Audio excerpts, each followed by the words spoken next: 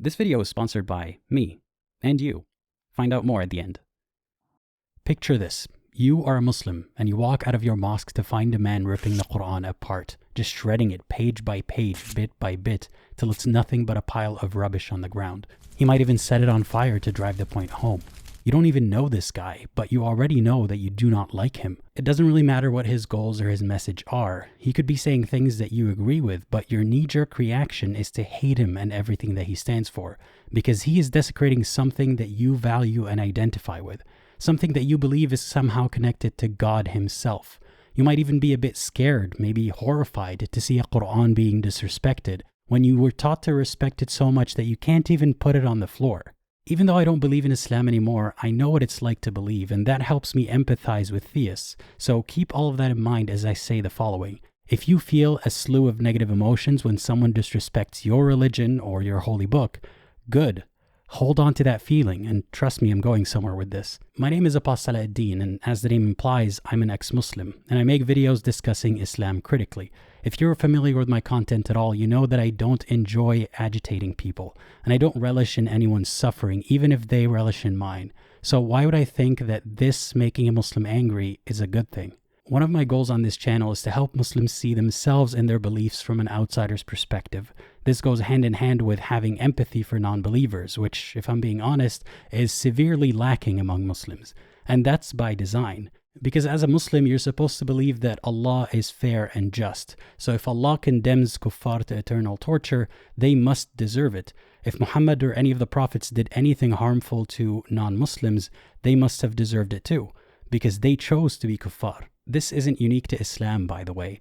Othering and archetyping are tools often used by high control groups and religions. And don't get me wrong, I've spoken to plenty of empathetic and kind Muslims, because despite the dehumanizing and othering in the Quran, Muslims are still human and their humanity can still take over.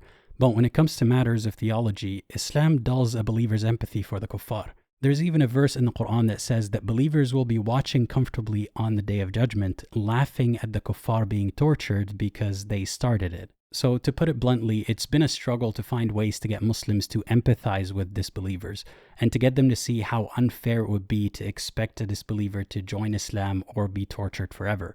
Which is why this is an excellent opportunity for a Muslim to develop empathy for the victims of their own religious stories. Because I can see clear parallels between someone getting offended about a Quran being burnt and someone being offended by something that a prophet did. For example, the Quran tells a tale of a prophet Ibrahim who lived among polytheists and wanted to convince them to ditch their idols and go for monotheism. When he tried to reason with them using some very faulty reasoning, it didn't work. So one day while they were out celebrating a holiday, he went into their temple and smashed every single idol except one, which he then blamed for the destruction. He was trying to make a point that these idols cannot be gods, and he was trying to demonstrate to polytheists how ridiculous it is to believe that a statue can do anything, which is such an asinine argument because polytheists don't believe that idols are actually gods themselves. They believe that they're conduits to the gods or representations of them, kind of how like Muslims believe that the Kaaba is not the literal house of God. But because it's an Islamic story, the vandalism is seen as some sort of a checkmate polytheist moment. Ibrahim is celebrated as the victor in that debate and the upholder of the haqq, the truth.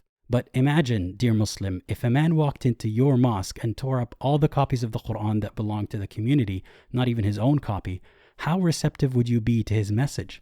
And how unreasonable would it be to expect you to then listen to what he has to say? If a man desecrating his own copy of the Quran is offensive, a man destroying other people's religious symbols is much more offensive. Hit the like button if you agree.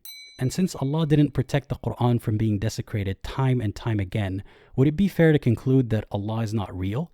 And if you think that's a bad argument, good. Now read the Quran and discover how often such bad arguments are used, supposedly by God himself. That story of Ibrahim is from the Quran, which Muslims believe is the literal word of God. Another relevant story is from the Hadith, which are snippets written about the Prophet Muhammad and things that he said. It is said that when Muhammad and his army conquered Mecca, he destroyed the 360 idols around the Kaaba while chanting, "Ja al-haq wa zahaq al-batil." The truth has come and falsehood has vanished, meaning Islam, and falsehood meaning polytheism. Did these idols belong to Muhammad? No, they did not. Did he have a right to destroy other people's religious symbols and take over the Kaaba? No, he did not. But a Muslim believes that he did, because according to Islam, the Kaaba was always intended for Allah and Islam, so the ends justify the means, and circular logic prevails. Now imagine, dear Muslim, if an army of polytheists, say Hindus for example, raided Mecca and took over the Haram, turning the Safa and Marwa into rubble and setting up shop around the Kaaba with all their idols, all in the name of the truth and destroying falsehood. How would you feel about that? Would you be at all inclined to see if their religion might be true? Now keep in mind that both these stories are canonical, meaning that they're not some fringe conspiracy theory I pulled out of thin air to make Islam look bad. They are deeply ingrained into Islam, and a Muslim cannot pretend they don't exist. So a Muslim has no choice but to justify them somehow. And that is why I think it's great if you, dear Muslim, are offended when your religion is treated like it's false or like it's not the perfect godsend you think it is. Because it's an opportunity for you to experience what it would be like to be the villains from the stories in your books. You feel what they feel. And then ask yourself, how would a fair God expect them to join the religion that offended them in the first place? I don't know if the Ibrahim story actually happened. It's a story that Muhammad told with no proof except the Quran and his word, which outside of Islam are not actually proof of anything. But the Muhammad story is more likely to have happened. And since then, many people have emulated Muhammad and his hatred for polytheists and idolatry, destroying temples and statues in the name of Allah. That will continue to happen because Muslims are supposed to idolize Muhammad, pun intended. And if Muhammad did nothing wrong, then neither did the Islamic State when they destroyed historic sites in Iraq and Syria for the same reasons, to assert monotheism and fight polytheism. So this isn't just about some long-forgotten stories from mythology. To all Muslims, these statues are idols of the people in previous centuries, which were worshipped other than God. God Almighty says, "And we sent a messenger to you, just to reveal that no God but I, so worship me." The Prophet ordered us to get rid of statues and relics, and his companions did the same when they conquered countries after him. Unless you, dear Muslim, condemn the actions of the prophets, which is blasphemous and kufr, you're forced to hypocritically condemn similar actions today while claiming that Muhammad and Ibrahim did nothing wrong. So please pause and think, why would God force you into this position? And again, it goes beyond stories that may or may not have happened. The greater point here is attempting to cultivate your empathy. How would you feel being on the receiving end of your religion? If followers of another religion destroyed what you hold to be sacred, would you be open to hearing their da'wah pitch? And if their book constantly dehumanized you and demonized you and called you the worst of creature and made bad faith arguments about your religion, would you be open to hearing them out? If their prophet and followers raided and conquered and enslaved Muslims and considered them collateral damage, even if somehow that religion is true, would you have any inclination to believe in it? Dear Muslim, you should ask yourself, and maybe your religious scholars, why would Islam's righteousness look indistinguishable to an outsider from delusional entitlement and oppression? The only difference between Muhammad and a tyrant is special pleading, saying that Muhammad is the prophet from God, therefore he gets to do it in the name of the true religion. And finally, would you want to live in a world where you are treated the way Muhammad and his followers treated the disbelievers? I struggled with these questions back when I was a Muslim, and I can tell you the conclusion that I arrived at, but I want you to arrive at a conclusion yourself, otherwise you might not accept what I have to say. And I've been thinking about all this ever since Salwa and Momika was killed, presumably for burning the Quran and being antagonistic towards Islam and Muslims. I shared my thoughts on all that in another video, which you can watch next. And I mentioned that there are many Muslims who believe that someone who desecrates the Quran deserves to be punished or killed. So to them I ask, what does Muhammad deserve? If a guy who burns a book deserves death for offending people, what about the guy who claims God wrote the book, but essentially he did, and built an entire religion out of desecrating, conquering, and killing what others consider to be sacred? What does that man deserve? For every person that committed crimes in the name of Muhammad, the perfect idol, what does Muhammad deserve? Even if you still somehow believe Islam is true and everything Muhammad did was justified because God said so, surely you must see why Muhammad is the villain in someone else's story. When I made a post about this, I got a few dismissive comments from Muslims who thought that I had no point at all. One objection was that Muslims don't worship the Quran, so destroying it is not analogous to destroying idols, which is a weird way of dismissing the comparison just because it's not identical. The similarity is the sacredness of the symbol, not whether or not you worship it. Besides, polytheists don't worship the idols themselves. That is a straw man set up by Islam because the Quran is full of bad arguments. Another objection was actually kind of funny because it incorporates some circular religious reasoning and suspending your disbelief.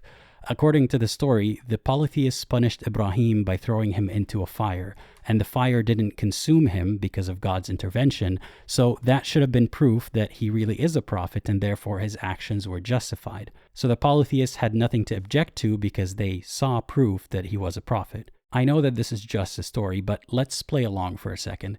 Islam paints a picture of a reality where jinn and black magic exist to this very day. They just don't manifest as often since cameras were invented for some reason.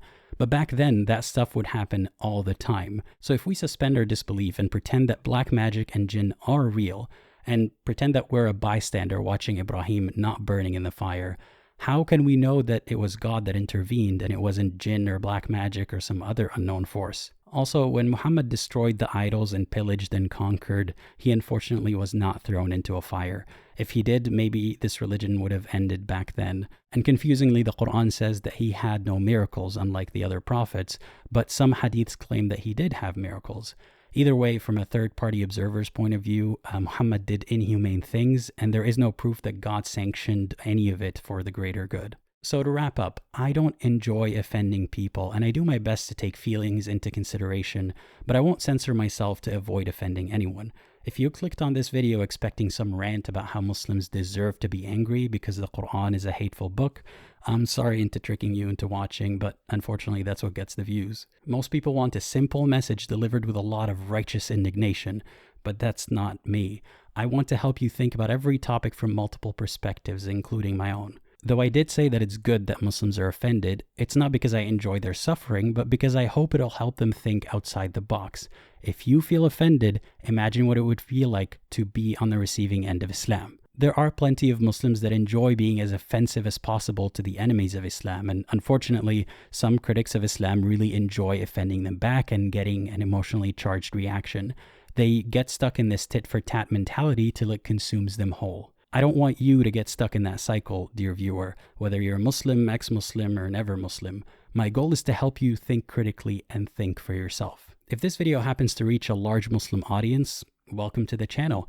You might be under the impression that dissent from Islam only comes from hatred and bigotry and misinformation, but hopefully the existence of channels like this one might change your mind about that. Because from the very beginning, this channel was not built on hate or bigotry or misinformation, but on the understanding that comes from having been a Muslim myself. And I've been blessed with supporters since the very beginning, which has eventually grown into this community that is bigger than the channel or the videos that I make. So to all the commenters, supporters, patrons, YouTube members, and donors, thank you very much. I could not do this without you. Check out this awesome fan art by one of the members of the Discord server, and consider watching one of these videos next. And again, and as always, think critically and think for yourself.